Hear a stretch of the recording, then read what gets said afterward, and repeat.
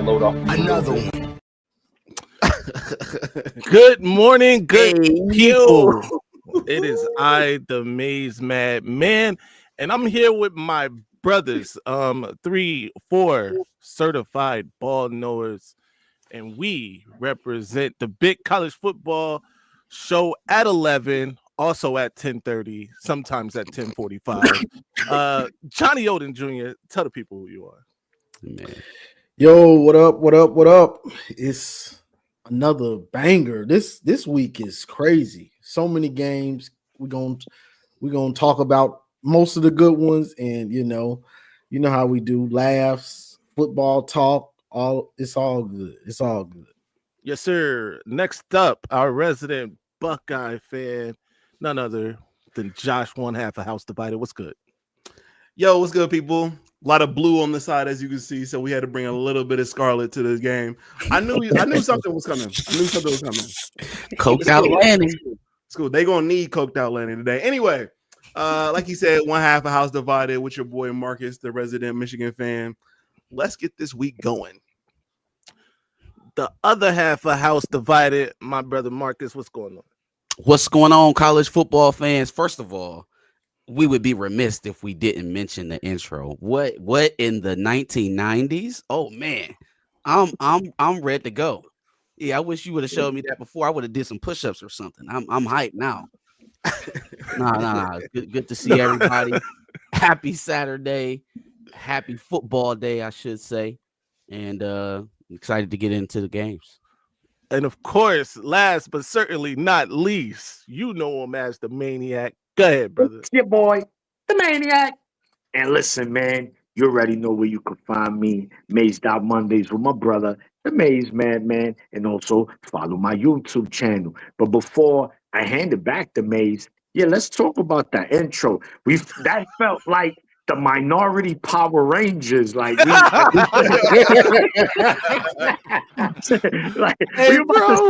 we're about to save the world, and Marcus is coming to you. Good job, though, man. I'm never doing nothing for y'all. No, it was lit. I like it. It's cool, man. It's cool. Man. No doubt, man. We got a lot to talk about this week, ladies and gentlemen. Join in the fray. I know you will. Be sure to chat it up. By the way, the super chats will definitely get read. It's the only way to make sure that your comments are read. Become a member of whatever channel. Become a member of all of the channels. How about that? It don't cost a lot, and it doesn't cost anything to be a little friendly. Shout out to y'all, though. Let's get to it. Ladies and gentlemen, first things first, Marcus wants to talk to you a little bit before we get into our first game, which is the Red River rivalry, the huddle. Marcus, talk to us. So, folks, I actually thought about this after we did our meeting last night. This is kind of a follow-up on a huddle topic that we had early on in the season, about week 2 or so. Hold on, Marcus. Hold on. Time out on the play. Put me back up. I'm sorry. I wrote this outline, and I don't know how it goes. We're going to get to the huddle for sure, and I'm sorry to cut my brother off because I was with it. I'm ready whenever. I did that last week. We're giving now, right? I'm locked in. Whenever you tag me in. Right, yeah. But first, we gotta recap a couple key things that happened last week, including a certain school, a certain coach living up to his name. By the way, not even living up to it, because he usually doesn't lose these types of games. But somehow Penn State traveled to UCLA. They lost in Pasadena to the Bruins. We got to talk about it. I did an interview immediately following the game where I caught up with Penn State quarterback Drew Aller, and also, Drew Aller and his head coach as he was entering his second job at McDonald's, which may end up being his only job. But gentlemen, talk to me. Johnny, kick it off, man. What happened? What's going on in Happy Valley? Whew. I don't know what happened. Honestly, I guess it was going out to the West Coast, the dreaded West Coast trip. That had to be part of it. But for them to get ran on like that for what was it? Almost 300 yards. Whew. I don't think anybody expected. I don't think we've never seen Nico run like that. He looked like that's what he does. Like he looked like, yeah, I'm about to run for about 150 on y'all, and I do this every week. You know what I'm saying? So I don't know. OSU fans, I know what they're gonna say. Jim Knowles is the problem. Look at Josh smile. Look at I know, but I think to wind it up real quick, I think losing that Oregon game, that was a big game. That was because this has been building for Penn State for years to get to this point, to where Michigan was in 2023, to where Ohio State was last year. Like, this is it. We're gonna take over the Big Ten and we're gonna win a championship. They lose to Oregon, heartbreaking fashion, and then go to the West Coast. And I think it was just devastating, and they weren't ready to come back, weren't ready to play after that big game. So we're gonna see how much it can still get worse for Penn State. But the problem is his buyout is real big. It's real big. Pause. Let's go right down. Let's go right down the line. Maniac, tell us what's going on in Happy Valley, man. Well, first of all, there's nothing happy in that valley right now. It's been bad, man. Losing that game to Oregon, yes, it was bad for them, but at the same time, everything was still in front of them. Big Ten championship, playoff berth, right? And it was a tough game, overtime. Okay, it's not like they lost to a bad team in Oregon, but the problem was that they went into UCLA, they went into the Rose Bowl, playing against at the time the worst team in the Big Ten, and they absolutely dropped the ball, man. And they fell flat on their face. It has to be one of the worst losses in Penn State's program in the last 20 years, hands down, no debating. So that just shows a lot. That has to do a lot with coaching, man. You were supposed to get your team ready. Listen, guys, we lost a tough one. We could see these guys again, either in the Big Ten championship or in the playoffs, but now that's not going to happen. Penn State right now could easily lose another 2 games. They definitely going to drop one more for sure, but a second one is possible. So 8-4 is very realistic, and it's just looking bad. But like Johnny mentioned, that buyout is just too much. So I don't know what's going to happen. They're going to have to call all the alumni and say, listen, we need him up out of here. No doubt. Shout out to Aaron Taylor. Aaron Taylor, always in the chats. He just became a YouTube member. You should become a YouTube member. Shout out AT. Shout out to AT. All right, let's get it. Josh, what's going on in Happy Valley, man? What's up with James Franklin? What's happening? Contrary to popular belief, I don't get all the predictions right. But no one Is that believes popular belief? contrary to popular belief, everybody thinks it. I'm just saying what we all think. Contrary to popular belief, I don't get every prediction right. But I did come up here twice and say that Penn State was going to lose 3 games this season. You did. You Who did. expected it to be UCLA? Yeah. Nobody. Who expected that? Nobody. Right. Man, Maniac says 8-4, 7-5, maybe. Maybe they lose to Nebraska as well. Who knows at this point? You lost to UCLA. You lost to UCLA. You know what I mean? Where is the floor at this point? y'all. Hey, yo. Are they? Are Yes. they? I don't Yeah. know that they're going to beat Northwestern today. So Hey. I'm just saying, where's the floor now? Right. Where's the floor? Yeah. No doubt. Towns Health Services, shout out to you. Yeah, I was getting ready to Always. say, yo. Always. Hey, Shout yo. out to Towns Health Services. Dang.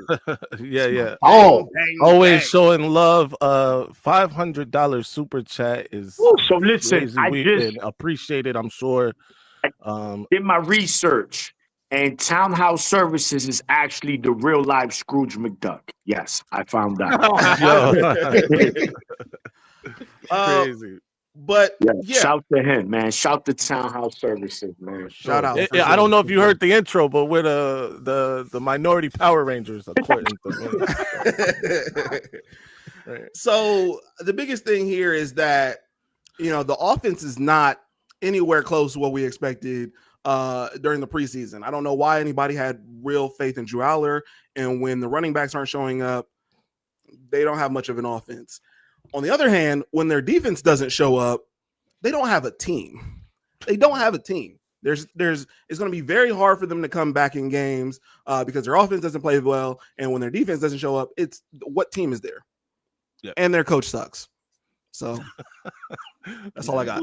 Yo, last but certainly not least, on Penn State, my guy Marcus, tell us what's happening. What's your perspective? For sure, man. Listen, I wasn't keen enough to say that they were going to lose 3 games, right? I didn't call the 3 games, but I did chuckle pretty hard when somebody said they was going to win the Big Ten. I laughed at that one. Laughed even hard when somebody said they was going to win the national I'm not gonna lie. I was wondering. I think I did too. man. I bent over laughing because, James Franklin, Yeah. a national champion, preposterous. You could kind of smell it on them, right? The expectations for teams like Penn State, it weighs them down. It's like the Scott Frost Nebraska teams. You can build them up as much as you want in the preseason. You can look at the schedule and their pathway to get there and say, okay, this is their time. And that guy leading the helm somehow, some way is going to find a way to prove you wrong every single time. And so it was one thing for them to lose to Oregon, right? I think everybody saw that as a tough matchup, regardless of who's in it. It's just kind of inopportune if you're Penn State because you have such a long track record of not showing up in those games. But to come back the very next week versus a team that I think everybody reserved to just not winning the game this year. Yeah. I think if UCLA didn't win a single game this year, nobody would be surprised. And then they went out and beat Penn State. That's the most Penn State thing I've ever seen in my life. So don't ever until that guy's gone. Don't you talk to me about they have arrived, they're next up, they're the dangerous team. I don't want to hear it, especially not when you rank in Michigan fourth and fifth in the Big Ten. Okay, I don't ever want to hear it again. Not until there's a change of regime in Happy Valley or the Valley, as Maniac would call it. Right. Yeah. Right. No doubt. Real quick, before we get into this next one, because of course, I don't even know if you want to. We'll do it after this one, but there was another upset that took place. A certain lineage, a certain quarterback of lineage has not been living up to the last name, if you know what I mean. They took a trip to the swamp and didn't come out unscathed. Texas, of course, going down to Florida. Let's go in reverse order this time. Marcus, you're back up. What's the thoughts? Yeah. First of all, Arch Manning gonna be the death of some of my picks, man. Jesus Christ. I'm gonna leave him alone for a second because obviously we got some more to talk about with him. Right. I will say Billy Napier is the enigma of college football. Okay. He's dead. He's alive. He's terrible. He's Jesus walking. Like, you can't count him out because right when it looks like they about to usher his ass out, he come out with some crazy ass win. Right. And is it that the structure? Is it the Harbaugh thing? Maybe he just hasn't figured out the staff. Maybe he just hasn't figured out his approach. Big games, that kind of thing. Or is it just, he has a bad program and they're inconsistent? Right. I can't tell. As far as Texas is concerned, I do think as a team, they're probably the biggest disappointment in the SEC. I picked them to win that, or no, I picked Georgia to win the SEC, but I picked them to be competing for the SEC for sure. And it just does. They seem like a middle of the road kind of team, Yeah, absolutely. Shout out to AT. He says, if we're the minority Rangers, does this make the show Megazord? We definitely got to play off of this. We using this. Thank you all. Shout out to Maniac. Let's get back. Johnny, you're up here. Talk to us about Texas and Florida. I predicted Florida to beat them because I've been telling people since they played Ohio State, that boy garbage. It didn't take Matt Patricia. Nope. Tried to tell him that ain't Patricia. That boy garbage. He not good. So I knew it then. And they tried to hold on. It's Patricia. No, he's not good, bro. When you see it and you know football, you knew he wasn't good. So me knowing Florida has a pretty good defense, and me knowing that every week a player has the chance to redeem himself. So I figured Lagway would have the opportunity to do that, and he did. Now, Arch could do the same thing. I just don't have much faith in Arch. You know what I'm saying? Right. Speaking to going into Oklahoma, I'm not going to get into that. But, yeah, I had this one pegged. And I told the Texas fan, Matt Miller, he wanted to bet me when I said they might not make the playoffs. Mm. You better get your cash app ready, boy. You better get your cash app ready. Fire it up. Don't hide, brother. Right. But yeah, I knew they were going to lose this game because Arch isn't that good, and their offensive line is really struggling now too. Yeah, no doubt. Shout out to Penn State bot who has made a return to the chats. We are 3-2. We are frauds. You're a fraud. You're a $3 bill. You monopoly money. You're just not real, bro. Get out of here. Talk to us about Texas, Florida. Well, look, man, it's funny because last week, I'm not going to lie, I picked Texas, but the week prior to that, I said I was upset. I said, watch Florida beat Texas, but they both had a bye. And then I had to change your heart. Anyway, bottom line is this, man. Texas, they're just a good team, not a great, not an elite. And Arch is not what people thought he was going to be, including myself. And you just saw it, man. He's kind of making better throws, but overall, as a quarterback, he's just not a him. He's just not a him. That it is what it is. He's probably a year away. He might be better next season, but this year, no. In Florida, I did say, though, people, they look at their record and assume that they're not a bad team. They just don't know how to win. It is what it is. They just don't know how to win. But last week, they found that formula. Now, does that trickle in to the A&M game, a game we will talk about later in the show? But we'll see, man. But, yeah, it's like I think Johnny said, their O-line is struggling. And that's one thing. I don't care how good you are. If your O-line is struggling, you're not going to win many games in any conference. That's a fact. Finally, Josh, give us your thoughts on Texas, Florida, and Texas struggles. Okay, so here's a prediction that I was way off on. I think when we were talking about Texas and Oklahoma earlier this season, I said, oh, let's just at least wait until Texas and Oklahoma play each other to see who's better. No, we don't need to do that. We don't need to do that. Oklahoma is better than Texas. I don't know what I was thinking that day. Anyway, yeah, man, Texas, it sucks. I feel a little bit differently about them than I do Penn State because I do feel like they have a decent team, whereas Penn State is Penn State. But it sucks. They at least have a decent defense, and obviously for Ohio State fans, this is not a good thing because now your huge win seems so minuscule now, especially when you're going into a Penn State game. We have in Indiana, I think. Do we have Indiana? No, we have Michigan. Michigan's going to be our big win this year. Look at that. Not going to happen. Come on. Anyway, come on. I'm talking about Texas. Is doo-doo. We are not allowed to curse on the show. That's crazy. Yeah. Anyway, Texas, for having such high preseason hopes, this one obviously sucks. It's not losing to UCLA, but it is losing to Billy Napier. Billy Napier, by the way, Marcus, plays or coaches just well enough to not get fired. That's we be on the razor's edge every single week.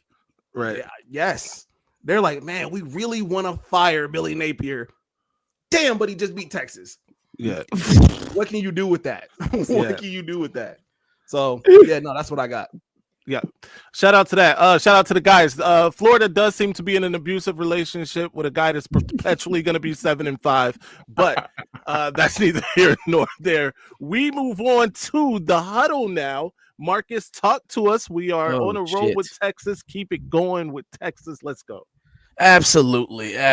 So as we were doing earlier, It's a follow up on a story we had back in week 2 about where we go as a program if you're Texas, if things kind of hit the fan with Arch Manning, right? And so I think we're there. I think we're just about there. Don't really know what the prospects are on the bench. I think we talked about it last night. They got a senior guy who hasn't played much. Don't really know his name. If anybody can help me out. We looked it up yesterday, and Yeah. It's inconsequential because it doesn't really make a difference. They could have a 5-star on the bench and it would have the same problem. This is a guy who's been built up by this program now for about 3 years. Obviously has the Manning name, Manning pedigree.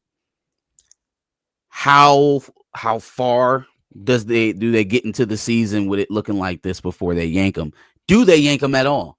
Do they ride it out and let him play this season out and then address it in the offseason? What does addressing it in the offseason look like for a guy like this? Again, this isn't just a highly touted quarterback. I think if this was, obviously if it was what's the guy y'all recruited, Josh, out of Nevada, Urban Meyer guy, and then obviously it didn't work out with Ryan Day behind Haskins and CJ Stroud. Tate Martell. If it was Tate Martell, it'd be a lot easier to just throw that guy to the bench after a few games. This is not Tate Martell. So, thoughts? Let's open it up. Yeah, I think we looked at who's behind Arch Manning, and I don't think it gets very much better after that. So I don't know.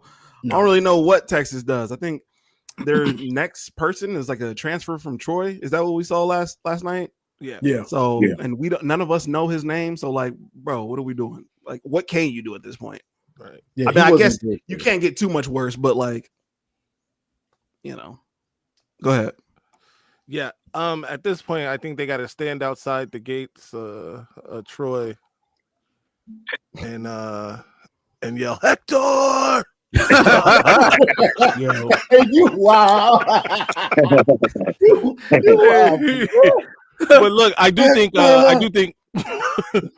think Arch's last name is saving him. Let's be real, right?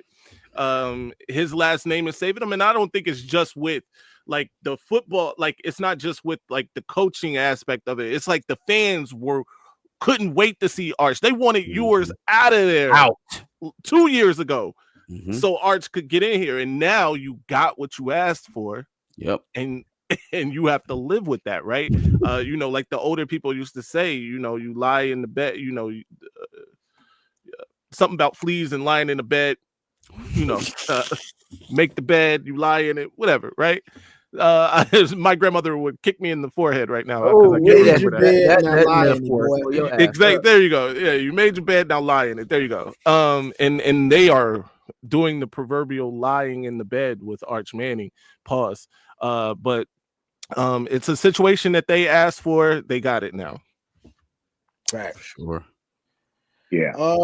I think the best all you can do is for them. All they can do is let him play out. Let him take his lumps this year, and just hope it clicks either sometime this year or the off season. And then you go into next year like, okay, this is what we were supposed to have. This is the guy we know. This is the nephew of Eli and Arch. Not this is the nephew of whoever that is over there. And he looking like his cousin right now. Yeah, So I think that's all they can do is let him play out, let him take his lumps, and just hope it clicks either now or in the off season. Yeah. Or sometime next year. Yeah. That's a fact. Yeah, so you gotta stick to your guns, man. You gotta let it play out if you're Texas. Now, if he gets bad today, he throws 3 interceptions in the first half, and he's like 9 for 20. Yeah, you gotta pull him at least for this game and then say, yo, listen, it ain't working out. But if he's just having his regular struggles, you gotta ride it out, man. I think Arch is talented. How talented, that remains to be seen. He just might be an elite quarterback. Again, I believe Mays mentioned it. A lot of this is living off his last name. If his last name was Mendoza, They would have been told him get out of Texas a long time ago. Any last name. So we'll see. But college football, it's the sport of the unknown, gentlemen. And Arch might come out flaming today, and we be like, "What's going on? What's Yeah. going on? Like this just doesn't make sense." So we'll see how it plays out. But I'll just stick to Arch, let him go through his growing pains, and we see how next year looks. Let's do it. All right, ladies and gentlemen, it's officially 11:01. The show has started. But we get into it now. The Red River rivalry. Don't ask me how we ended up doing 3 Texas segments in a row, but here we are. Oklahoma, Texas. The Red River rivalry used to be the Red River Pow Pow, but politics is in my plays house. their role. there we go. Let's talk about it, gentlemen. Let's start with Marcus. What's good? What do you expect? What's the matchups you want to see? Let's talk about it. Ooh, a lot is going to depend on whether or not Mateer is in the game, right? That is the deciding factor of the game for me. I think if he's playing, if you get him back, I don't really see a scenario in which Texas. Well, I mean, don't let me count the kid out, but I right now I don't see a scenario in which Arch Manning outplays John Mateer in this game. It's similar to what we're looking at week 1 at Ohio State, right? Only this is a neutral site game, but still kind of the same jeopardy. You're gonna have a defense on the other side that's gonna be playing with their ears pinned back, especially after watching you play for the last 6 weeks. Like now the tape is on, right? Maybe there was a little bit of jeopardy in week 1. You still got to hold some stuff back so that you don't get beat. We're not playing like that no more. We're balls to the walls. And I don't think teams are afraid to play them man to man. I haven't heard much from they got a freakazoid receiver down there, Wingo, right? Mm-hmm. I haven't heard much from him this season. It's just it doesn't feel like there's a whole lot of threat for Texas offensively. Defensively, I think they can keep them in some situations. They can keep it tight. Ultimately, though, if they've got Mateer back, that's the X factor. Kind of reminiscent of our game. They'll lean on him in the running game, and then that'll be the deciding factor in the second half, I would think. I know we'll get to picks here later on, but that's kind of how I see it shaking out. Yeah. Josh, talk to us about the Red River rivalry. Yeah, so I do agree. If John Mateer plays, it'll make a huge difference. However, I do believe that Oklahoma can still make things happen with Michael Hawkins Jr. And so I just don't know. It's a rivalry game, a huge rivalry game at that. So I don't know if that means Texas plays a little bit better, and we see a Texas team that we haven't seen all season. But ultimately, I think Oklahoma should be able to do their thing in this one. Yes, sir. Johnny Odin Jr., what are your thoughts? It's Johnny. It's Johnny. Yeah, man. It's a historic rivalry, right? One thing all of us know here, man, as football knows, is that when it comes to rivalries, anything can happen. You cannot count nothing out. Records, struggling, that shit don't mean nothing in rivalry games. So regardless of the fact, expect this to be a tough competitive matchup. Obviously, on paper, this looks like a slam dunk for Oklahoma, but we don't know, man. I want to see the matchup, Maze, is that Oklahoma D line versus that struggling Texas O line. If that O line for some reason could come alive today, that's going to give them an opportunity. But if it doesn't, then man, oh man, it's going to be dark out there. So that's the matchup I'm looking at most is Texas O line versus Oklahoma's D line. My brother JOJ, now it's your turn. Yeah, I'm going kind of like what Maniac said. The big matchup is Texas's O line against Oklahoma's D line. Mm-hmm. And Venables is a mastermind with this defensive stuff. We saw what he did, had Bryce and Chip Lindsey kind of in a blender a little bit. it was early, but it was what it was. Like, we can't complain about it now. He had him in a blender, so I think the same is coming for Texas. Now, Texas got a little hope with Mateer being out. If he doesn't play, that's if he doesn't play. If he plays, I think it's going to be hard for them to win this game. But if he doesn't, this could be a whoever makes the biggest mistake type of game, because Arch is, I don't know if he's better than Oklahoma's backup. He's just not playing that good of ball. So we'll see. I mean, I talk pretty down on Arch. I mean, I'm sorry. I just can't help it. About to get that red letter from the Mannings. No doubt. Hey, look, man, this is why you play the games, though, right? Especially in these rivalry games, weird things happen. Look no further than last season, 13-10, Michigan versus Ohio State. I don't bring that up because we are the fans. I bring that up because Michigan honestly had no business in the game, let alone winning the game, right? And the way that Arch Manning is playing, it looks like, they are fast heading for, missing the playoff if they aren't already, right? So, but because this is a rivalry game, things can happen. Things probably will happen. I'm not necessarily saying that they win the game, but it can happen. Expect the unexpected is basically what I'm saying. Moving on, though, we got other key matchups to talk about, including upset alert, possibly number 8 Alabama traveling to Missouri to take on the number 14 Tigers. Johnny, you're back up. Tell me what you think about this one. This one is a little interesting. This one's a little interesting because Missouri hasn't really played anybody except South Carolina, I believe. Mm-hmm. And they've got the leading rusher, Hardy. Missouri has the leading rusher, Hardy. He runs similar to Blake Corum to me, but he's a dog. Yeah. But they haven't really played anybody. So I'm not sure how serious I can take them because of that. In Missouri, their stats offensively and defensively are very good. They've got Penn State's backup, Bo Pabula. Yeah, so I bet Penn State wish they had him still, but yeah, he's in Missouri.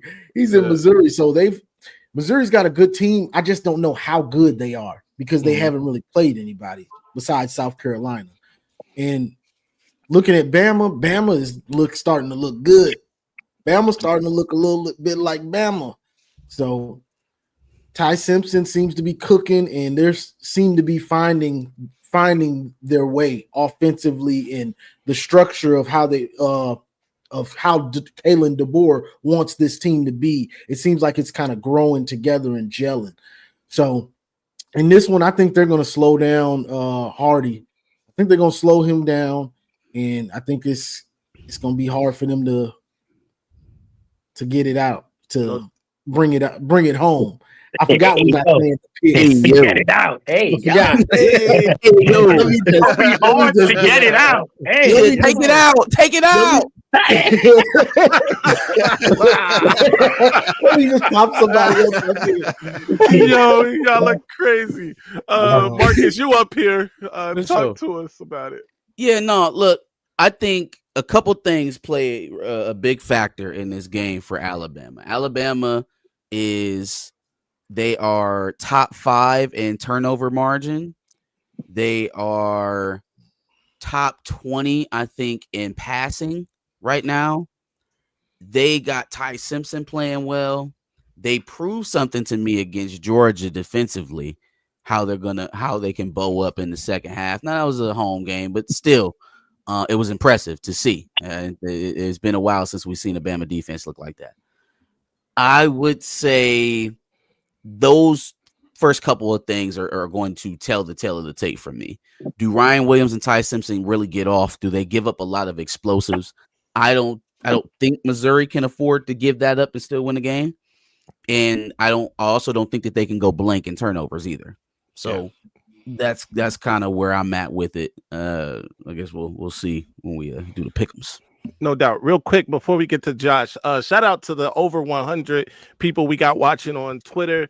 If you are watching, be sure to share. It helps the show grow. And we got a Texas fan in here. Shout out to Buck Nasty. He also has a question for the Maniac about those Yankees. Yo, you know what's crazy? Y'all know who's my baseball team, right? The Twins. There you go. I Yeah. know Buck Dynasty. I know I'm from the Bronx. I'm currently wearing the Yankee fitted, but they're not my team. So Where's the Twins at? Is that Minnesota? Yeah, that is correct. Minnesota, you a Gopher? Kirby. No. Come on, a Twins. You ain't from the Bronx. There you go, baby. That's crazy. Do you like any New York teams? No. No. Son, you bugging, son. You bugging. You bugging. Fam, calm down, fam. I ain't like none of these teams. No doubt. Hey, Josh, talk to us about Bama Mizzou, man. Yeah, so this season for Alabama has been, especially since the Florida State game, is what team we're going to see. Are we going to see the team that played against Florida State who seemed very uninspired? Or are we going to see a team that has beat Georgia on the road? Are we going to see a Bama who made it happen against Vandy and made Diego Pavia look not like Diego Pavia probably wanted to look? I think he had 1 touchdown, 2 interceptions. So it just really depends on if Kalen DeBoer is getting them ready for a Mizzou team. Yes, sir. And Maniac, close it out for us. And real quick slide. You're right, Kirby Puckett. That's the reason why I became a Twins fan, brother.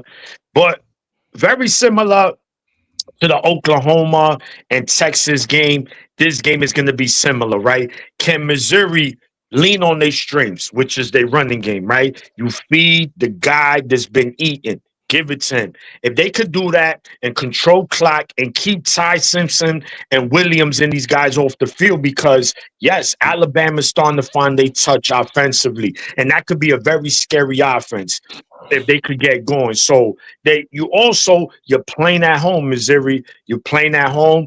You need that crowd. So defensively, you want Alabama on 3rd and long, 3rd and 5 and more, pass rush, get that crowd going. But it's going to be, if Missouri can establish a run game consistently, then they're going to have a great chance. If not, then it's going to be on the quarterback, and we haven't seen him win the game on his shoulders this season. So it'll be interesting if that has to be the case for Missouri to win this game.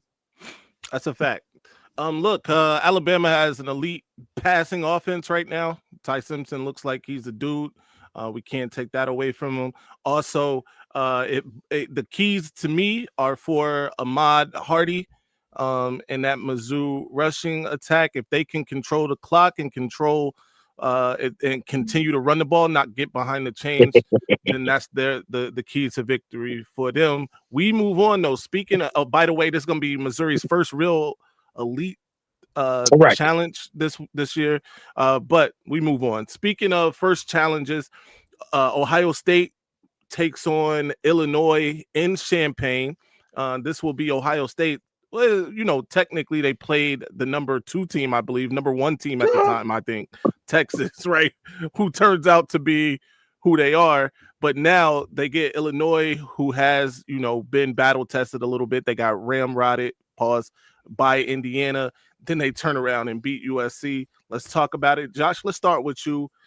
Ohio State versus Illinois at Illinois. Talk to us. First, quick question. Are you saying this is our first test? Because I swear y'all told me Washington was a test, and then no, it was still a test. A good one. Well, every week is a real test. Every week until y'all lose is your test. That's what I'm trying to figure out. Like, what do we? Okay, all right, it's cool. It's Washington was a road game. This is a road game, so I guess somewhat a test. Illinois against Indiana, I feel like was an anomaly. I feel like Illinois' defense was banged up crazy. Like they, just defense wasn't I think they were down to like third and fourth string cornerbacks and all that. So I think that's an anomaly. I don't think we're going to see a huge what. What's that? No, I'm talking to O-Rod. What I do? Oh, okay, John. Okay, I'm about to say. I'm sensitive. That's great. First of all, how did you get us confused, O-Rod? Anyway, that just threw me off. The point is, I think their defense was way more banged up in the Indiana game. I think they've gotten a little bit healthier, so I don't know if we're going to see a blowout, but I do have us winning by 2 scores. I just don't believe that. I believe that once you take Luke Altmaier out of the game, which I think this defense is good enough to do, it's murder she wrote. No doubt. Yeah. Let's go up to the Maniac. Let's switch it up. Maniac, talk to us. Ohio State versus Illinois. Listen, man, this ain't rocket science right here, man. Illinois by 50. That's it. Illinois by 50. You don't believe that? You don't believe that? No, Illinois by 50. by 50. None of y'all believe that. You're looking at, I believe, in our production meeting yesterday, we kind of spoke about this game, and I was saying that Luke Altmaier is the most experienced quarterback you guys facing to now, right? This week, I think Illinois could present some problems in the passing game and some running game. I think offensively they can move the ball. The question is, how consistent can they move the ball, and can they protect Altmaier with that very athletic defense Ohio State has, very fast. So, that's interesting. Illinois' defense, we got to call it like it is. It's not a good defense. And we know that Ohio State has, they got Lamborghinis, Rolls Royces all over the field. So it's gonna be a tough game. If Illinois is gonna have a chance to win this game, they have to win field position. They're gonna have to win the turnover battle, and of course, hope some penalties go in their favor. That's just what it is, man. No doubt. Marcus, talk to us. Ohio State, Illinois, what happens? Yeah. So I think Luke Altmaier, that's the key. That's the key. 1,500 yards already, 12 touchdowns, 0 interceptions. I think he's throwing over 70%. Crazy. By far the best quarterback that they have seen thus far. Probably they will see all season, and that's even given our guy, right? Like I'll give him that. Year, he's putting up the stats. He's a stud. That plus the fact that they're on the road, right? Plus the fact that while yes, Illinois' defense may be a little bit deficient, right? I still I'm peeking at OSU in the red zone. Can we keep them kicking field goals long enough for us to get Altmaier off? Pause. Can we get Altmaier enough possessions to make a difference? I don't think this is a thing where you want to go back and forth with them scoring. It's not USC, because USC can't stop you.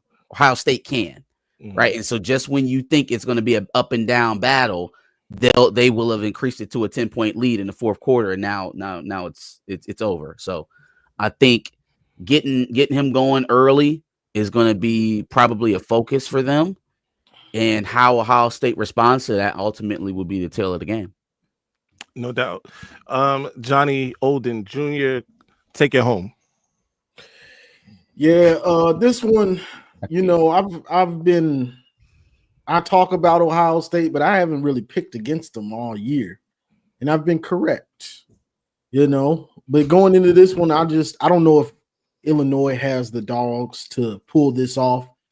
Like Marcus said, Altmaier's gonna have to play out his mind, and it's possible he could. You never know with these dudes. Sometimes it's possible. Just stop. Is it not against this defense? It ain't. Oh, this. Just throwing that out there. Oh God, but yeah, I mean, it's on the road. You got a senior quarterback. These are the times when you look at it and you say, "Oh, OSU, Illinois ain't got a chance." And then all of a sudden, that senior quarterback plays like a senior quarterback that has seen everything, and he makes it a game out of something that nobody really thought they had a chance in. You know what I'm saying? Juice Williams, 2007. Rashard Mendenhall, Aurelius Ben. In fact, I believe 18 years ago. History shows when you guys match up ranked, they've beaten you guys like the last 3 times. So history's in Illinois' favor. Let's It's hope it all coming continues. together. Is it? Is it? Is it? Yeah. I don't know if I don't think it is. Okay. Yeah. Look, you don't understand, Josh. This is all part of the master plan to make the Michigan Ohio State game a knockout game. See, Yeah. step 1 is Illinois beat y'all, right? Okay. Step 2 is Penn State does the funniest thing in the entire season and then beats y'all after losing to UCLA, making the Ohio State Michigan game a must win for y'all to get into the playoff and get rid of all of that. Oh, we can lose to Michigan and make the playoff shit. It's all in the works, baby. Step 1 this week. Step 1. This blasphemy that you speak of on the number 1 team is insane, and I denounce all of it. Okay. Wow. All right. Step 1. Just watch. No All right. doubt. Johnny, were you finished with your point? Yeah, I was through because I don't want to get into my pick all the way. Yeah, You yeah, know? yeah. No doubt. Yeah, we waiting. Yeah. Yeah. All right. I'll say this about the game. Obviously, we spoke about some historics. Historically, Ohio State leads the series 69-30-4. They play for the Illa Buck Trophy, which is stupid. Do you care about that real quick? Do you care about this little trophy that y'all do? No. Is this a thing for y'all, Josh? The Illabuck. The Illinois French is barely a rivalry. Did you hear that record? They're I barely know, a rival at this point. Garrison was trying to build it up earlier in the week. Of course he was. Garrison, That's what he does. I don't agree. I don't Yeah. care about Illabuck, but Yeah. Illinois' most That's why recent Josh is win okay. over Ohio State was 2007. Ladies and gentlemen, that means Ohio State has won the last 9 versions of this rivalry game, but we keep it moving. All right. Michigan, number 15 Michigan travels to Los Angeles to do battle with USC in the Coliseum. Let's talk about it. Maniac, talk to us about it. Yes, sir. Yes, sir, man. So you already know, man, for us Michigan fans, this is hands down the biggest game right now. The Oklahoma game is done. Michigan is 4-1. Michigan wins this game. The path to the playoffs is pretty clear, regardless what happens in that Ohio State game. Look, it's simple. This is a game Michigan wants to make a fist fight. We want to make this game a fist fight. We got into a fist fight with Oklahoma, and we came out with black eyes and bloody nose and bloody lip. But we licked those wounds. We were good. USC is not built for a fist fight. We don't want to get into a gunfight. We don't want that. Those, that high scoring. We don't want to get into a shootout. We get into a shootout. I don't think we got we have the artillery. I don't know how good the artillery is to win a game of that magnitude for Michigan. We want to use these today. Trenches. USC probably has one of the best offenses, not only in the Big Ten, but in the nation, period. These guys all over the field, they got guys that could hurt you. The good thing for Michigan is that USC does not have a defense like Oklahoma, nowhere near. So that's what gives Michigan a great chance of going into this game and winning. So it's going to be interesting. It'll come down. A lot of these games are the trenches, man. It's going to be USC's D-line versus Michigan's O-line because I believe USC is going to move the ball in Michigan. I don't know how consistent. They're going to score. I don't know how much. But if Michigan is struggling, if the O-line is struggling to run block, then this game, it could get bad, man. So I can't wait, man. I can't wait. Baby. No doubt. Josh, what are your thoughts on this one?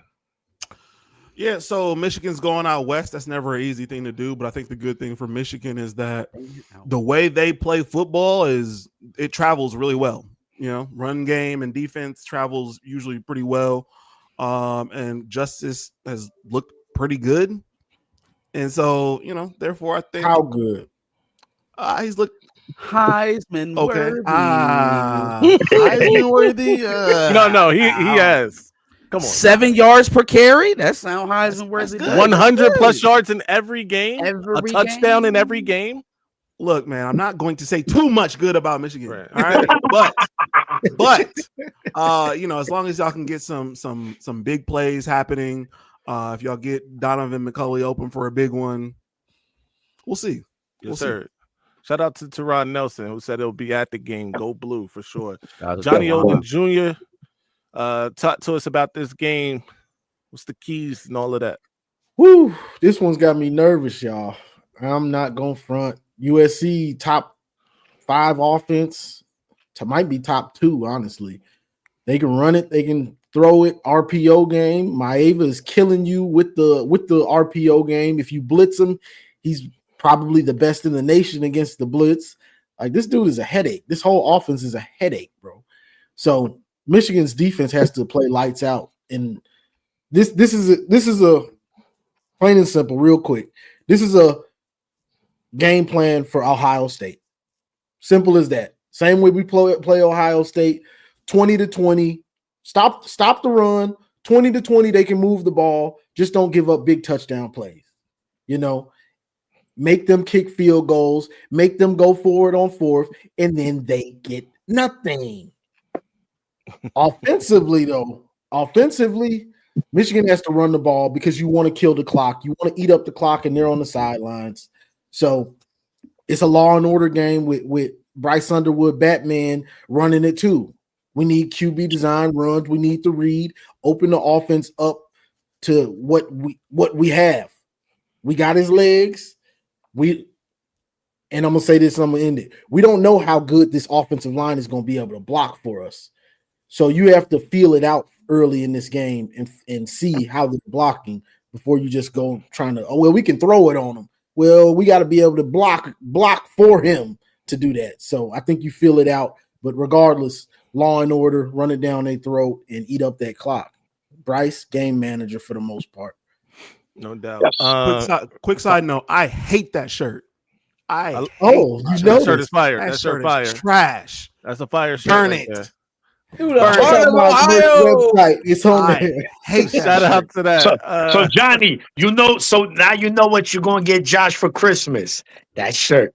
It's coming. Absolutely. I will come onto the show live and burn it. Mark, Oh, Josh, I was gonna send you one Marcus. for free ski. take it home for us, sir. For sure, man. For sure. So Michigan has to win first down on defense. They got to win first down on defense, and I mean that aspect alone will control so many other aspects of this game because Lincoln Riley's offense is so distinct. They play so fast. If you cripple them on first down, it will put them in second and long situations, which takes away the tempo, right? Which cuts their playbook in half, which essentially forces them into a pass-heavy offense, which is exactly what Michigan wants them to do. So they rack up a bunch of 3-and-outs. Their defense plays a lot early in the first half. And by the second half, when we really want to hammer down and start running them duos and them traps and them powers, we busting off 50-yard runs. Win first down, you could cripple this team. Lose first down, let them play ahead of the chains, 2nd and 5, 2nd and 3. Those type of situations, we're going to be in this game to the fourth quarter, and we're going to be pulling our hair out. Okay? That's not what I want. I think Jaden Mayalva is a stud. I think he's playing extremely well. He could also be throwing his name into the Heisman conversation if he wins a game like this, right? So there's a lot at stake for USC. I think we kind of see the same old recipe from them, but this is a pivotal game for them. This could be the thing that takes them from pretenders to contenders. So being that it is on the road, they do have the offensive skill that they have, right? They've got a couple guys that are really good in their backfield as well. So it's not like it's going to be easy, but at least defensively, they need to win first down, and that will dictate so many other things for the rest of the game. Also, inside runs. I know we've been running a lot of outside zone and stretch. Hammer those defensive tackles until they can prove that they can stop some shit. Because I think it's sweet. It's candy all up through there. all up through the middle. I think they need to run a lot of trap. They need to run a lot of duos, get in the heart of that defense and let them prove that they can stand up. Because if they can't, it'll be a long day for them. And we'll be banging out west, slinging out west. Hey, But that's kind of my thoughts on it so far. You've been waiting all week to say that. To do that. I'm from the deuce, the foe, the big step. No, I'm all right. So I be outside with my gang. All right, so look, real quick, just some history, some facts. These two teams have met 8 times in the Rose Bowl, with USC winning that series 6-2. Yep. By the way, everywhere else they've played, Michigan has won, and that includes the Coliseum, that includes the Big House. The only wins that USC has gotten are in Pasadena in the Rose Bowl. That this game will not be played in the Rose Bowl, ladies and gentlemen. That said, playoff implications for both. Both teams have 1 loss already. Both teams can't afford to get 2 losses at this point in the season. It will make things difficult. Let me say that if one of the teams gets a second loss today, unfortunately, one of those teams will have a second loss today. It's going to make it difficult in terms of that playoff picture. But I digress. Let's move on, ladies and gentlemen. Another big time game taking place, one for a job, if you will, maybe. Because they are in an abusive relationship. Can Florida stay hot, ladies and gentlemen? Florida travels to, I believe, Texas A&M to play number 5 Texas A&M. Is Texas A&M for real? Let's talk about it, Maniac. Yes, sir, man. Right now the SEC has a lot of these teams, man, playing very well, much better than last season. I'll tell you that much.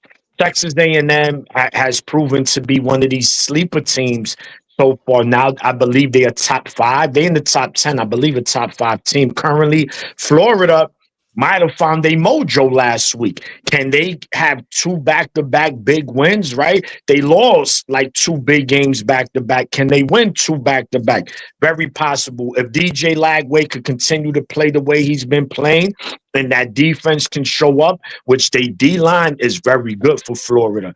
So their defense has kept them in every single game this year. It's the offense who's been stagnant. So if Florida offense can continue what it was doing last week and Florida defense stay consistent, yeah, man, it's going to be another wow.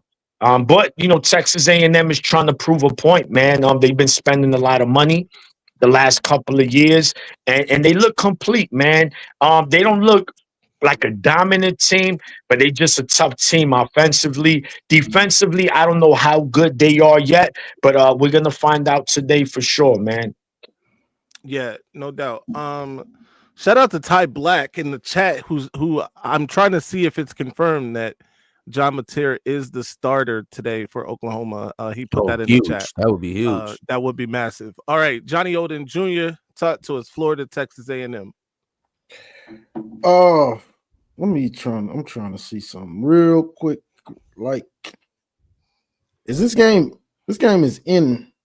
Yeah, it's College Station. Yeah. College Station. Yeah. So Florida going to College Station. That's not going to be easy.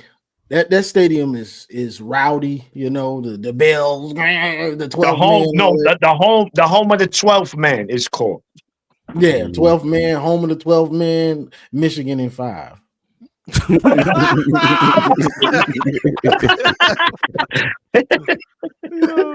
But yeah, Marcel Reed and those receivers, they're pretty good. He's a baller. We saw that a few weeks ago, late night with going against Notre Dame. How good he can play on the big stage. And those receivers, they're young, but they're so fast and shifty and quick. Yeah. So I'm looking for them to probably get this one. I mean, we'll see how it plays out. Florida does have a good defense, and Lagway might have his mojo back. Sometimes it can just click and you start playing good ball. Besides Arch Manning, because I need them. I got money on the line. But everybody else, they can get it their stuff together. So we'll see. I ain't gonna make my pick yet. So Yeah. we wait. Of course, Yeah. Marcus. Arch, hopefully Arch brought his bulletproof vest, man. He catching strays like crazy. Yeah. I'm on his head. Marcus, talk to us. Florida, Texas A&M. Yeah, give me A&M by a mile. We just talked about the enigma. We talked good. about the enigma of college football that is Billy Napier. But part of being the enigma is that you can't predict it. This is a game you would think after a big win at home at Texas, Billy Napier rallies the troops on the road at College Station and has a close win on the road. Fuck no, excuse me. Freak no. They're getting blown out. Give me Marcel Reed in A&M by a lot. Ooh. We're not supposed to get predictions yet, but it's all good. Ooh, Josh, it's Josh. Blame the Ranger. right? He didn't even analysis or nothing. Just give me Texas A&M. Crazy. Yeah, no, I believe I agree with pretty much everybody. Marcel Reed is going to have a big game in this one. And Billy Napier has already exhausted his game. That's not going to get him fired this season. So Yeah. they're not playing for anything today. So yeah, no, I think Texas A&M is gonna feast, and I think Marcel Reed is gonna have a big game. Do y'all think that once a season Billy Napier goes to the team and is like, "Look, y'all, this the one. Hey, if we don't win this one, we don't win this one, we all go home." Listen, we go in there. Look, y'all want them NIL checks to keep clearing. Yo, we gotta win today. At least once a season, he does that. This is the game. This is the one. Last week, shout out to them, man. But yeah, I think it's a big game. It's a big game for Texas A&M. Don't get me wrong. Like Florida's no world beater or anything like that. But Texas A&M is trying to prove that they're for real because we've seen Texas A&M get off to some fast starts in the past and then go 8-4, right? Yeah. As these last few years, really, right? So now they want to show that they're really who they show themselves to be. So it's a big game for them. Obviously, it's a big game for Florida. Billy Napier and Florida need this kind of win. Maybe they can get themselves back into a certain conversation. We don't know, but that's why they play the games. So we'll see what happens. Moving on, ladies and gentlemen, our big college football show at 11, game of the week. Week. Number 7, Indiana travels to Autzen Stadium to do battle with number 3, Oregon. High octane offenses on both sides. Is Indiana who, they want us to believe they are? How good is Oregon? Let's talk about it. Josh, you kick this one off. So this is what throws a wrench in the game for me is the fact that it's going to be raining in Autzen. And so okay, Coke out landing every time I speak is crazy. But anyway, yeah, I think it's supposed to be raining, and so we're going to get a uncharacteristic game from both teams for the most part. I think Indiana and Oregon both have solid run offenses. They don't have like one running back a piece. They both have like 3 running backs that can go off at any point. Like it's not just Jaden Lamar. It's multiple guys. De'Aaron Hill. Indiana also doesn't just have Roman Hemby. It's also Kobe Martin, I think. And so it really comes down to who's going to be able to stop the running game. And I believe Oregon's defense is just set up to do just that. So I'll leave it there. Or are we giving our picks already? We'll come. For this one, actually, no. Hold off on that because we got to do the whole game of the week thing. But Maniac, go ahead. Yeah, man, this game has a lot of Big Ten implications. Pretty much the winner, has almost a clear path to the Big Ten championship. I mean, both teams have like another game or two that's tough, but winning this one really helps their chances a lot. 2 high-power octane offenses. Indiana showed that they could win the fist fight on the road at Iowa. That evil hospital maze. Like you said, the haunted hospital. Oh, my God. Hospital. The haunted hospital. Fuck them kids. I'm joking. The views of Maze Madman do not reflect. love the kids. Maniac loves the kids, man. Maniac loves the kids. As a fact, the wave. I was gonna say, while everybody else doing the wave, Maniac like the wave. I'm waving. No, but it's this is another game, right? Signetti, once he stepped on the scene, he made a splash. Obviously, kind of with the Google me, I win. Right, I win. Google me was his exact words. He went on to take Indiana, best season in their history, even a playoff berth. And he's right now on the verge of doing the same. But right, Oregon is in their way. And if he really wants respect, like people to say, oh, okay, you go into Oregon, one of the most hostile stadiums in all America, and beat a team who's many consider the number one team in America, then man, you're gonna get a lot of respect, and your Googling is gonna go up by thousands and probably a million. So it's gonna be the defenses. Who defense shows up today? No doubt. Josh, you already went. Yeah, right. Johnny, there you go. This is a strange one because both of these teams are similar in a lot of ways. You got Signetti with his Google me, and then you got this. I don't know who to trust. Right.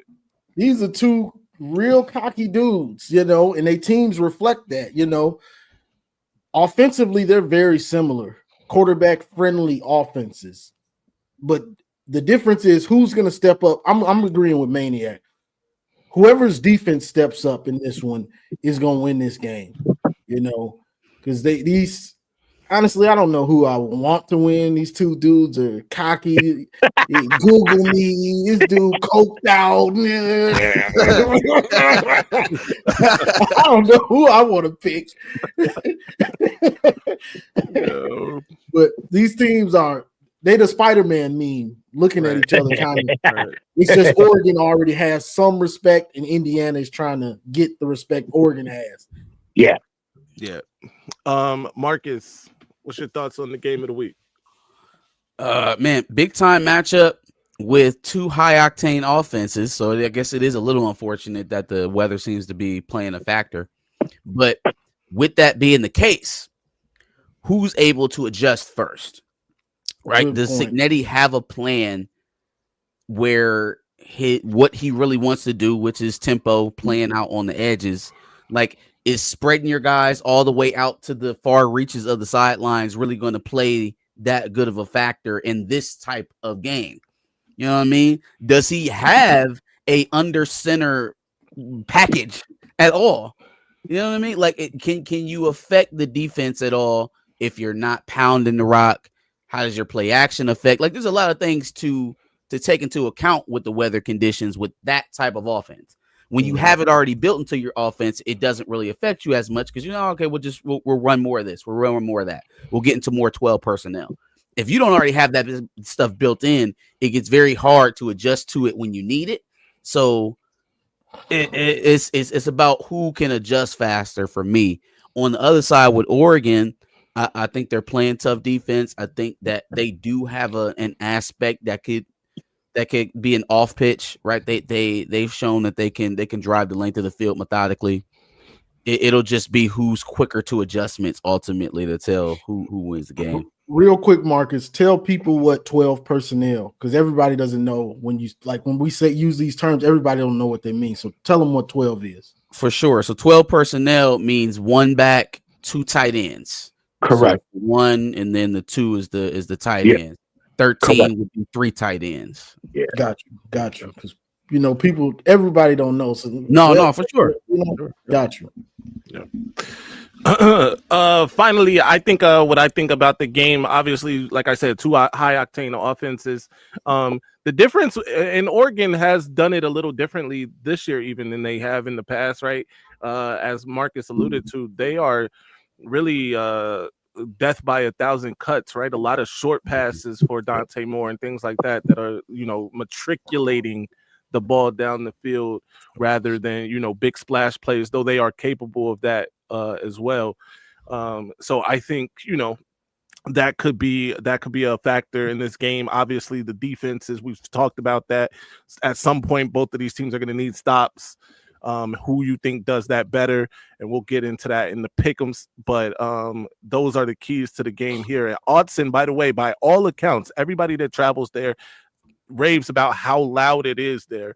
So this is going to be a very, very hostile environment for Indiana. But two quarterbacks really that are on the early Heisman Trophy, train, in Fernando and Moore. Mhm. So we'll see what happens. Let's get to it.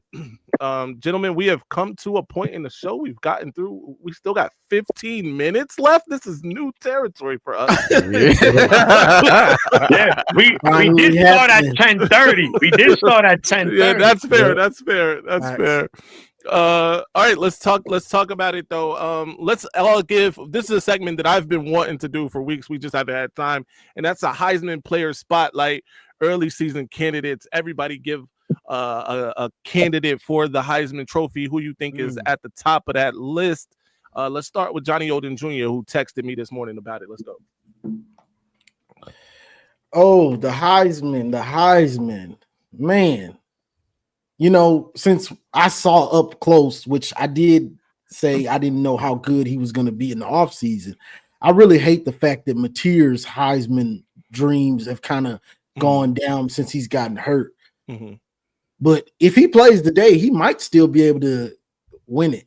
Right. So I'm gonna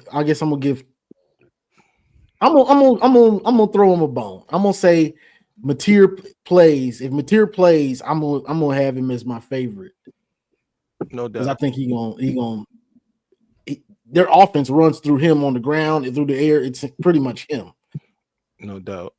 Maniac, give us a Heisman Trophy candidate. Who you got at the top right now? Yeah, man, it's so tough, right, man? Because it's so crowded right now. There hasn't really been one player that has really stood out where we could say, nah, bar none, he is that guy. So I'm gonna be a little biased here. It is what it is because that's who we are. I think Justice Hayes, can't be the guy if Michigan.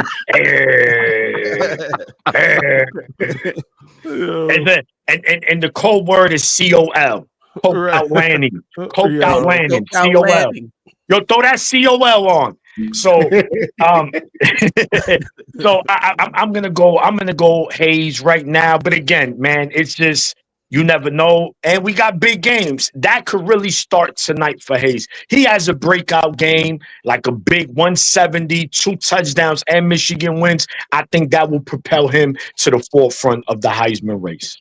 For sure. Josh, talk to us about a Heisman favorite. Who you got at the top of your list? And don't you do it. Don't you say Heisman favorite. He said Heisman favorite. Yeah. I've got multiple. Okay. Julian Saying, Jeremiah Smith, Arvell Reese. Arvell Reese. Mute his mic. I'm kidding. That's crazy. Anyway, no. Realistically, I like John Mateer, but I did, with the injury and whatnot, I just don't know if it's going to be enough. What did he miss? 2 games? Yeah, I think so. One. He just missed one game. Yeah, because they had a bye. They had a bye, and then they played Kent State. So that's if he plays today. If he plays today, of course. And this is a huge game to add to his Heisman resume. Right. Exactly. It's a huge infinity stone. Yeah, I like Fernando Mendoza, especially if he goes into Autzen and does what he needs to do. That's a good one. Him and I like Dante Moore too. Yeah, I like Dante Moore. It really depends on this game, and then I think both of them remaining schedules look pretty light after that. So we'll see. Yes, real quick. Yeah, Heisman depends on stats and what you do in these big games. Yes. If you have a bad moment or you have a big time moments like interceptions when you were leading interceptions and y'all lose or you were getting sacked a ton, it's gonna hurt you. But if you play the lights out in these big games, you're gonna get that boost, So it's all about the big game. It ain't about what you do against a cupcake. It's about what you do in these big games. Your No doubt. Heisman moment. Yep. Yeah, I think someone in the chat mentioned, which is not bad. Carson Beck from Miami. Well, that's not a Sure. bad pick. Yep. Sure. Marcus, I don't know talk how to I us. got up here. Tell us who your Heisman favorite is. Yeah, the second part of what Johnny was bringing up, the moments part, I think is what's going to keep Carson Beck from being there. I think he kind of already had his peak. That was the Florida State game. And Notre Dame. Oh yeah, they schedule easy. Notre from Dame, here of on course, out. but most of his stuff comes early in the season. Back You need 'em half, late. yeah, you need them late. For guys like Dante Moore, for guys like Justice Haynes, for guys like even Jeremiah Smith, right? Yeah. They have chances to Today, really he could go show off themselves this point in the season and going on. And so that's where I'm really looking like, okay, there are going to be guys who always put up big stats early in the season because that's just how college football goes, right? You get a lot of favorable opponents early in the season. A lot of defenses haven't had time to build up film to figure you out. And so that's just kind of the way it goes. When the book is out on you on how to stop you, that's when it becomes the cream rises to the top, right? The guys who are absolutely elite continue to produce.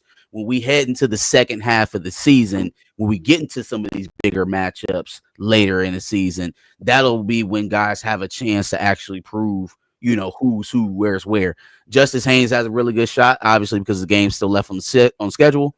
Dante Moore he's an excellent position because a lot of people are already saying his name. They're already kind of putting him in that leader position.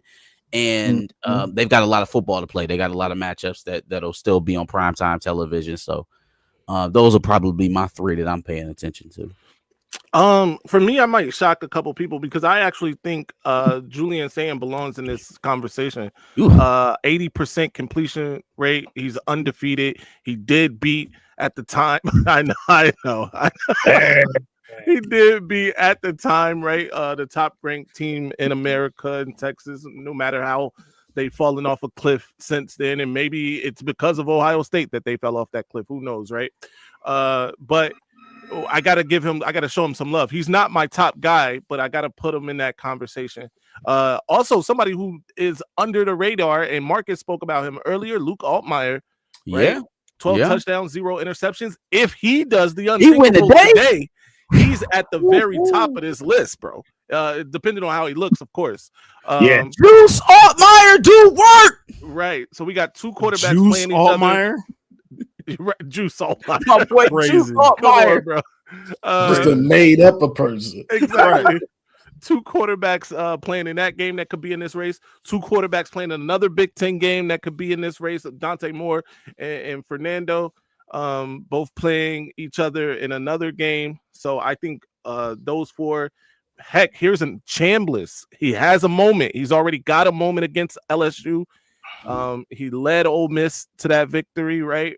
It's a lot of guys out here that can be in this conversation. My man at Texas A&M, Reed. What's his name? Marcel Reed. Marcel Reed, right? Big time fourth down throw against Notre Dame, right? That got them that win, right? So these are guys that can be in that conversation. But Justice Haynes, ladies and gentlemen, no disrespect to Ahmad Hardy, but Justice Haynes, over 120 yards a game, has hit 100 yards every game, has scored at least one touchdown every game, has had a run for at least 40 yards every game, is leading Michigan, putting them on his back currently. No disrespect to Underwood or anybody else, but I think he deserves to be in that conversation as well. I'll leave it at that. He's number one for me presently. All right, gentlemen, let's get to these pick'ems. The games that we talked about already. Let's start from the beginning. Josh, tell me who you got. Oklahoma, Texas, Red River rivalry. Let's do it. Oklahoma, Mateer or not, Oklahoma. Yeah, no doubt. Real quick, we got a super chat. Bring that up, Johnny. Let's my bad. see what Antoine's got to say. Shout out to Antoine for the $5 super chat. He says, by the way, you know what Michigan scored on? What I've been begging for the last 5 years, a slant RPO to Donovan. Yes, sir. He has been talking about that a lot. All right, Johnny, who you got winning that game? I got Oklahoma. I don't trust Arch, and Venables is really good. So yes, sir. Maniac. Yeah, it's hard to go from what Oklahoma's been this year. Right now, they do have the recipe, but do not be shocked if this game comes down to the last play of the game, man. I don't think it's going to be a blowout like most are expecting it to be, but I'm going with the Oklahoma Wolverines beating the Texas Buckeyes. Let's do it. Marcus, who wins this one? Give me Oklahoma, man. Give me Mateer and the boys. Yes, sir. I'm also going with Oklahoma. Let's go reverse order. I'm Alabama, Missouri. I'll kick it off. Give me Bama. Marcus, who you got? Bama by a nose, by a field goal. All right, Maniac. This is another tough one, man. SEC on the road, but Bama beating Vanderbilt, beating Georgia. I got to stick to Bama. They win just like Marcus said. I think they win a close one. Give me road. Yeah, I got Bama. Missouri, I don't trust them yet. They haven't played any real good competition this year, so I got Bama. And Josh rounding it out. I got Bama as well. I'm rooting for Coach Eli and the Mizzou Tigers and Bo out there, but I got Bama. So we don't get pissed about nothing but the tie. Blitz, Bama blitz. Number one, Ohio State travels to Champaign to do battle. Number 17, Illinois, Josh wins it. All right. That little, we can't see what that is. My belt is on the other side of the room. I don't feel like getting up and getting it. Right looks like an Elias from here. Leave it where it's at. We don't need to see that. It's not good for children. There's children watching, and that is not good for the children. Oh, he's gonna go get it. He's gonna go get it. Johnny, talk to us. I got OSU. I don't think Illinois will be able to execute good enough to consistently beat them or to keep up with them, honestly. Yes, sir. Maniac. Yeah, man, it's a game that anything can happen. Upset is very possible, but not likely. So I'm gonna just stick to Ohio State in this game. Yeah. Marcus. Why do y'all do this to me? Why do y'all all put me in this position to be the guy, to be the one? Look, man, if there's gonna be an upset this weekend, if there's gonna be one,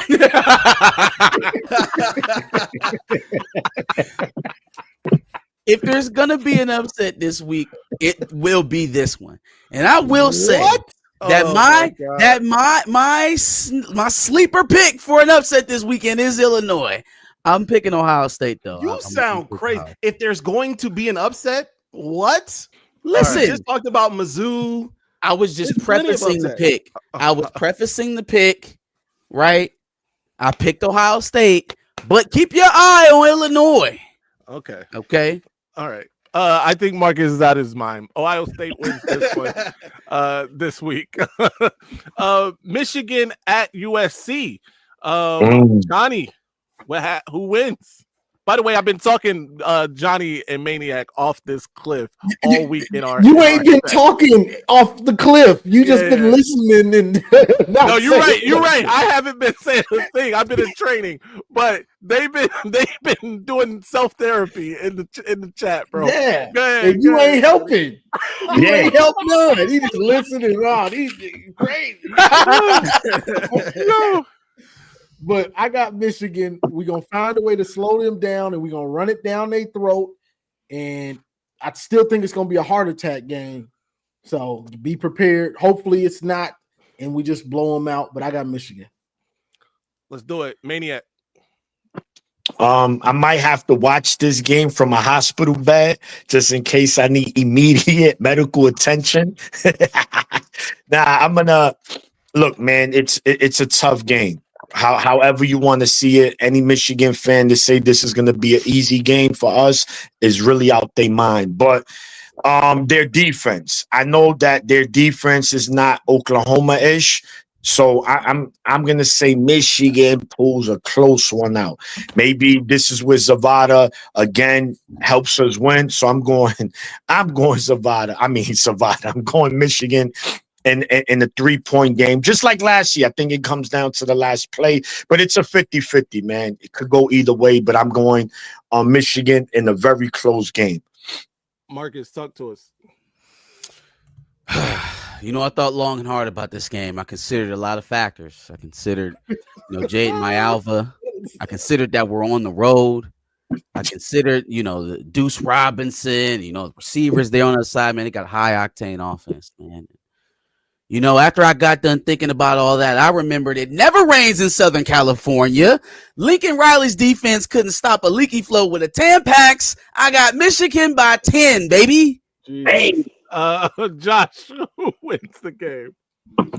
In my best Marcus voice, if there's going to be an upset, it's not happening here. It's not happening here. No, I'm taking Michigan. All right. Give me the Wolverines. Whatever the spread is, Michigan. By the way, I think Michigan's underdogs in this one. So yeah, it's a give me underdog. Give me Michigan by 10 on the road against USC. We move on to our by 10. By 10. 10 is crazy. I Florida at Texas A&M. I'm taking Texas A&M. Josh, who you taking? Texas A&M. Again, Florida won their game, so their big game. Give me Texas A&M. Marcus. Yeah, A&M. Maniac. Listen, I'm gonna be the black sheep in this one. Give me the Gators. Johnny, who you got? I got A&M. And Lagway we trust. No doubt. Yo. All right, here we go. Game of the week. All right, we gotta say this. One of us is undefeated in game of the week. One of us has only one win, or two of us. Marcus, you got one win too, right? So I got two. I had Georgia versus Tennessee, and then I had Texas. One of us has one win. Who is that? Texas against who? Texas, Ohio State. I took Texas. Or excuse me, I'm sorry. Ohio State versus I took Ohio State. Okay. Okay. All right. I'm about to say, then you are. Yeah, sorry. All right. I took Oklahoma to beat Michigan of all the ones to win. And I got that one. All right. Anyway, let's do it. Game of the week: Indiana, Oregon. I'll start it off. Give me Oregon at home to win this one. Johnny, who you got? That's who I got. COL. I think I'm betting against COL. this dude. Outlandic. No doubt. Maniac, who you got? Yeah, man. I mean, you got to go. Oregon, unfortunately, since joining the Big Ten, are undefeated in Big Ten play in the regular season, and I think that streak continues today. Give me COL. That's the duck. Marcus, who wins this one? Tough game, tough conditions, two good offenses. Give me oregano by a score. Josh.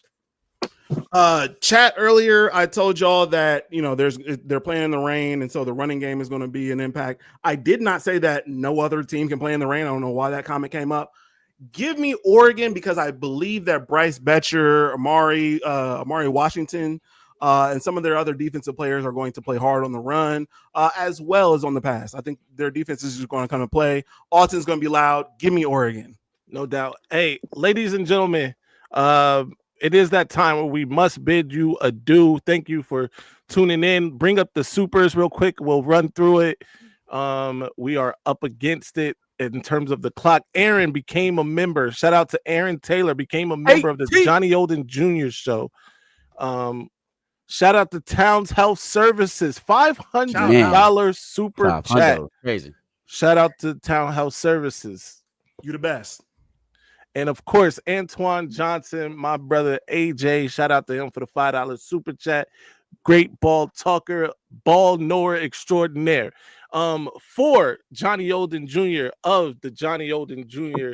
show and channel, for the Maniac of Go Blue Maniac YouTube channel, and of course, Maze Out Mondays on the Maze Madman channel, for Josh, one half of House Divided and Back of the Bus, for my guy Marcus, the other half of House Divided and Back of the Bus, and yours truly.